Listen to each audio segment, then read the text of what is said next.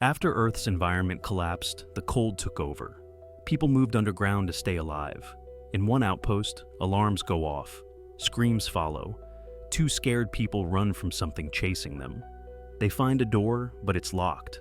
The thing behind them catches up, and they don't make it. In another outpost, Sam is outside fixing the antennas. Some men come out.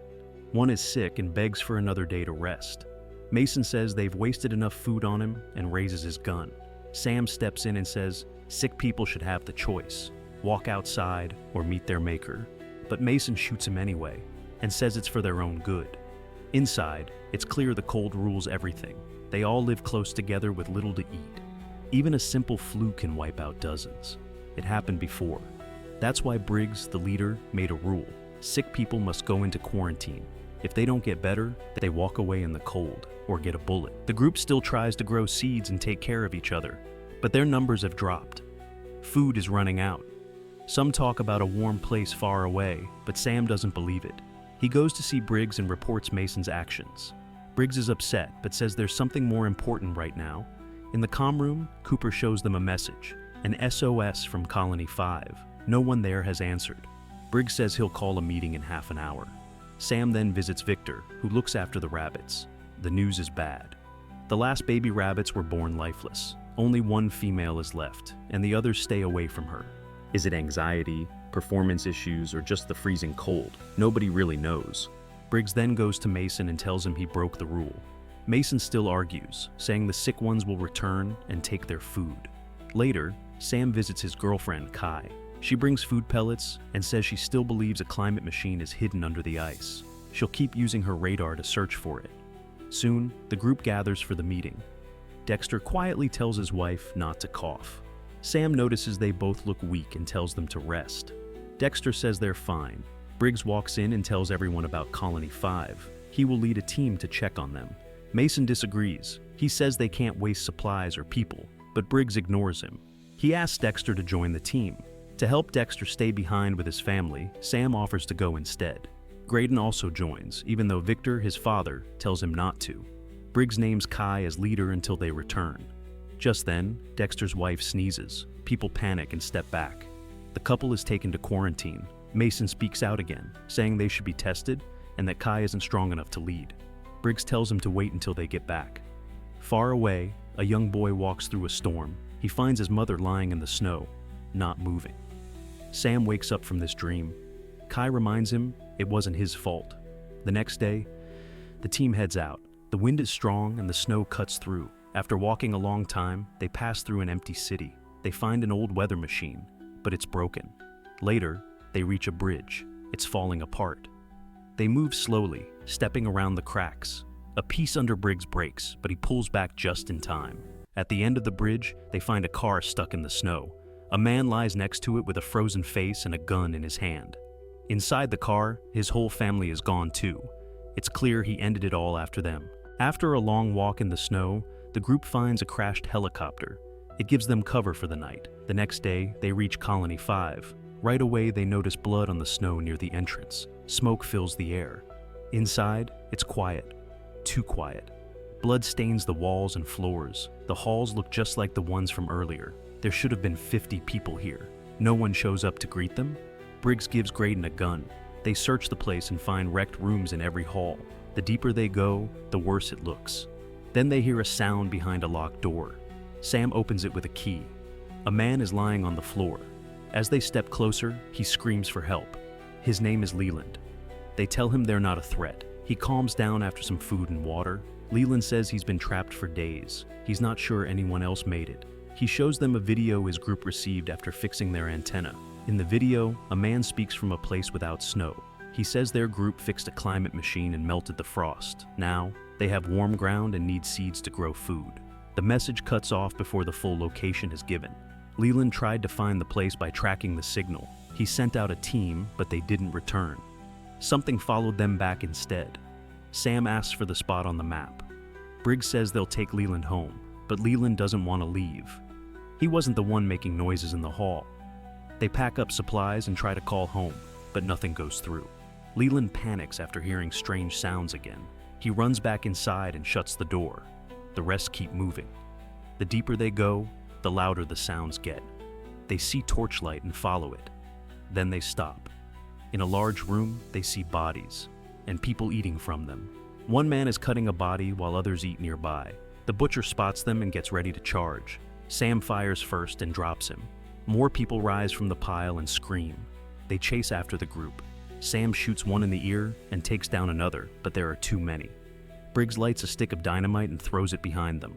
In the chaos, Graydon gets separated. Cannibals catch up to him and jump. Briggs and Sam rush back, but they're too late. Graydon didn't make it. They move fast. Sam shoots another one, but now he's out of ammo.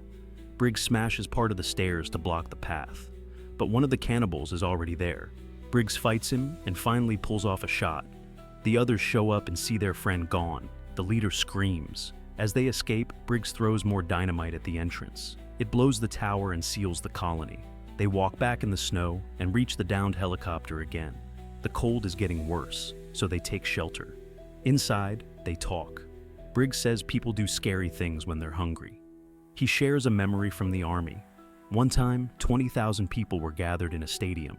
Soldiers handed out food and doctors helped the sick. But when the food ran out, things changed fast. People with weapons took everything from those who had nothing. Mason had once been in Briggs's squad. They left a shelter long ago, hoping to never face such trouble again. But the next morning, trouble returned. Sam and Briggs saw fresh tracks. The cannibals were getting close. Sam feared they would lead them back to the colony. Briggs had an idea. They ran across a bridge and jumped a gap. Briggs placed dynamite near the edge and hid with Sam, but the wind blew the fuse out.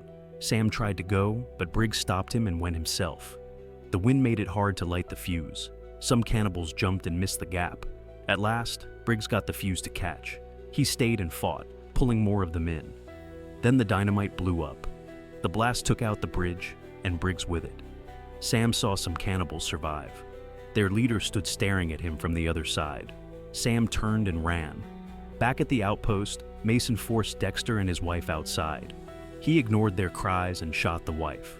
Before he could shoot Dexter, Kai showed up and told him to stop. They argued about leading the colony, but then Sam's voice echoed from the distance. As Kai ran to help, Mason knocked her out. Dexter used the moment to flee. Later, Sam woke up in the outpost. He told Victor what had happened to his son. Mason walked in, locked Sam to a bed, and said he was in charge now. Food would be cut, sick people would be tested, those who didn't work wouldn't eat. Sam begged him to listen. He said there was a place without snow, just like in the video. Mason didn't believe him. He left the room with the others. A small boy stayed behind and slipped the handcuff keys to Sam. Outside, Mason and Victor watched for danger. Victor warned that Sam wouldn't lie. They agreed to check the cameras, but got news that Sam had escaped. Sam found Kai tied up. He helped her and used her computer to check the signal. At first, there was nothing. Then, the radar picked up a spot with no ice.